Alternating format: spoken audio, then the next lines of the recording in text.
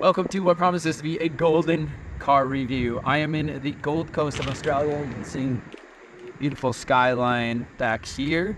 And I'm in my golden hoodie because I got a golden car. It's yellow Hornets to be exact, and it's pretty hideous. I think they gave this to me because they saw I was an American coming to Australia, and they're like, we need to make sure we can see him when he's driving on the wrong side of the road.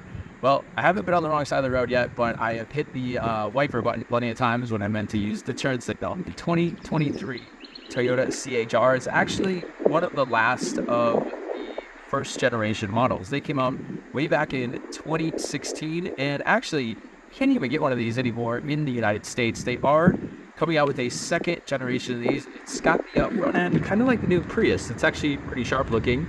Unfortunately, we're not going to get those in the States.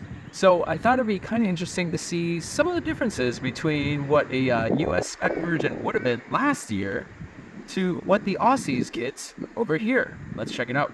Walking around the car, you do get some pretty nice features. I mean, besides the hideous color, it's pretty indistinguishable from the North American version. A lot of cars you see over here, you're like, I think I know what that car is, but then the fronts and the backs are quite a bit different from what we see in the United States. Here, they're almost the same. You'll see the safety sensors all around.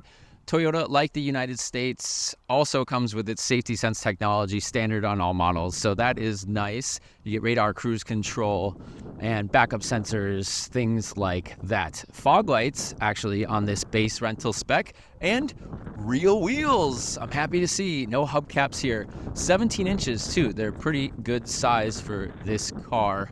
Other than that, it's almost the same as a US version, especially out back. You'll see more of those sensors, and you do get one-touch door handles, plus a feature that I didn't expect to find on here, which is nice. You get power folding mirrors as well. Do you remember the days when having a turbo badge actually meant you got the good, fast model? Well, basically everything is turbocharged these days. First of all, for efficiency and emissions. Australia, like Europe, is very strict on those. And this is an engine you could not get on the North American version because I don't think Americans would really put up with this. The car, as it was a lot more powerful in the United States and still didn't sell very well. If you offered this engine, I think sales would have been even worse. This is just a 1.2 liter engine, 1.2. And it is turbocharged, like I said, but it makes a paltry 113 horsepower. It's pretty torquey though, 136 pound-feet of torque. Now compare that to the American version. The base model that you could get here was a 2-liter naturally aspirated 4-cylinder engine, 144 horsepower and 139 pound-feet of torque. So actually almost on par with torque, but quite a bit slower. 0 to 60 is in the double digits on this, 10.9 seconds. So you get the racer look, but not the racer speed. Now, storage space, this is a pretty small car by our American standards, but here in Australia, this is actually a pretty big car. So let's see what you can fit in the back. It does not have power folding trunk, but that's okay. It's nice and easy to use. So I got my checked baggage and a backpack in here. Beyond that, that's about all you're gonna get. So you do get this cover, which would seem nice, but it flops around a lot and falls off the track. And then when you go over bumps, it just rattles and makes noise. So I don't know, I might get rid of that if I were you. So while the funky design eats into your trunk space, it actually helps the back seat space. I'm amazed at how much room I have back here. My daily driver is a Mazda CX-5, and I think there's more room in this little car than there is in my CX-5. It's actually pretty outstanding. Even this seat where I have it, I'm 6'3". This is the driver's seat. Remember, we're on the other side over here. If I slide over there, it's still very comfortable. These seats are really deep. My knees barely even touch the front seat when that seat is so far back. It's really, really comfortable. Even the headroom, totally fine. A little bit ducked down to get out, but other than that, great back seat. Heading up front, it is a nice design. It looks pretty good. It's, hard plastics, but you'd expect that at this level. It is kind of a cool, modern design. The car is on right now. It does have push button start back there and your cruise control, of course, plus all your steering wheel buttons that you would expect. A nice Toyota steering wheel that is probably not real leather, but it feels like it's wrapped in something other than just hard plastic. We do have actual manual dials, old school analog gauges like you would expect. I don't mind those. I don't need everything digital. There's just enough digital information and your readouts here. As you can see, this has about 5,000 kilometers on it now, so just over 3,000 miles. It's basically a brand new car. Dual zone climate control, everything's push button, very nice, works good, and blows nice and cold AC, which you need here in Australia. Although you get Toyota's center system that you've probably seen in almost all Toyota models if you've ever driven one. In fact, this is almost the same as a Toyota I used to own almost 10 years ago. And I thought there'd be CarPlay on here because essentially in America, every car has CarPlay now, standard. Not in this one, unless it's completely hidden. I've tried everything. I can't get it to work. I guess on the hybrid models you can get here. Once again, there was no hybrid in the United States, so totally different engine lines. You can get CarPlay, but I can't seem to get it on this one. You still get the old school Bluetooth, but you know, for a rental car, I can suck it up. Moving on to the transmission, unfortunately, is a CVT. Now, automakers had really gotten into these in the last decade, and now, thankfully, we're starting to see them go back to a standard automatic transmission because of reliability issues. So I think Toyota might be ditching these soon enough, but for now, still sticking with a CVT transmission. And you'll see that the parking brake is on right now. I didn't even have to hit it. It just automatically engages the parking brake. So now we're in drive. And then when I go to park, you'll hear that noise and see the light that the parking brake automatically engages and disengages. So you don't have to hit it on or off every time. Kind of a nice feature. The seats are decently comfortable and kind of a nice cloth pattern. Don't mind my crumbs from the Tim Tams. If you haven't had a Tim Tam ever, look them up, do yourself a favor. Another kind of cool design on the roof. No moonroof on this model because it is just a rental car, but it kind of continues the pattern as you go back. One problem I've noticed on this car is when you go for extended periods, like I've taken this on a couple trips over 2 hours now, so I've put a good amount of miles on it, is my arm starts to get tired. There's no real good place to put it.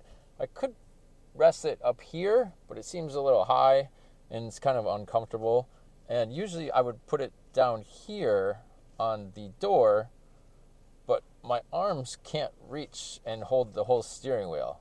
It's kind of a weird, there's no real good place to put my arm. And I have longer arms than most people, I would think. So I'm wondering how would they rest their arm without being awkward and like sitting and kind of pointing to the corner of the car.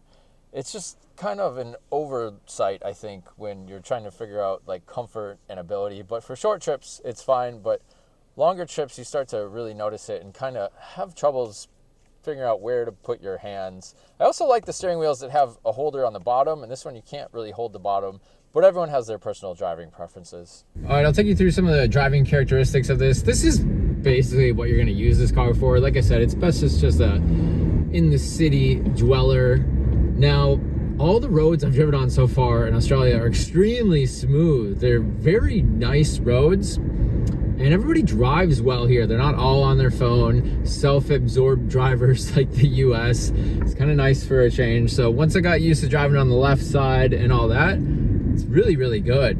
And they do have a lot of traffic here, but no one speeds and they all kind of mind the rules. Now, one reason they don't speed is because there's speed cameras all over. See, I just went to hit the turn signal and did the wiper.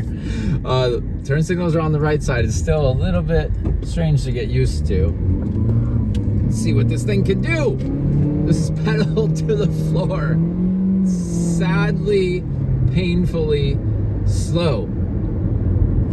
Now, as I was saying anyways, there's speed cameras all over and the fines are really, really big in Australia. So there's also no giant mountains I've gone up. I've driven this thing a couple hundred miles now. No huge hills like I'm used to seeing in California or mountains. And so this engine doesn't feel too strange. So I think it actually works out pretty well here. But if you're gonna be in environments like that, I don't know that this would hold up very well. But as far as just being in the city, getting around, and you're probably stuck in traffic going slow anyways, this engine is perfectly adequate. So why does the CHR get to live on in Australia but not in the United States? I think it's the way Toyota spec'd it. They did it right here. Now, at first when I got this car, I was like, what is this tiny little engine? This is terrible. But let's be real, the version in the US was not a race car by any means, and it's way more efficient. The US version base model got 29 combined miles per gallon. Now, that's decent, not amazing, but this thing, 47 miles to the gallon. Tell me another crossover sold in the United States that gets 47 miles per gallon. I'll be waiting a long time because it doesn't exist. There might be a hybrid out there that does something like that, but remember, this is not a hybrid car. This is a standard turbocharged petroleum engine. 47, amazing. And not only that, let's talk pricing. In the United States, this model would have started at $25,000, and its bigger brother, the RAV4, started at $26,000, essentially the same price. You get a much bigger and personally, I think, better car. I really did like the RAV4. I've driven quite a few of them. And better fuel economy. The base RAV4 gets over 30 miles per gallon. So there's no reason to buy this car in the United States when you have the RAV4 as an option if you really must go Toyota. So I think that's also why people just did not like these in the United States. Now, pricing over here, a much different story. This exact car just came off the line, $20,400. That's right, 20,000. That's a $5,000 savings from the US version. So 20% off. This thing looks a lot more appealing at that price point. $20,000, 47 miles per gallon, and it's a Toyota. It's got all the safety bits and everything you want. This thing would have crushed. And I think that's why this will continue to live on down under, but not in the United States.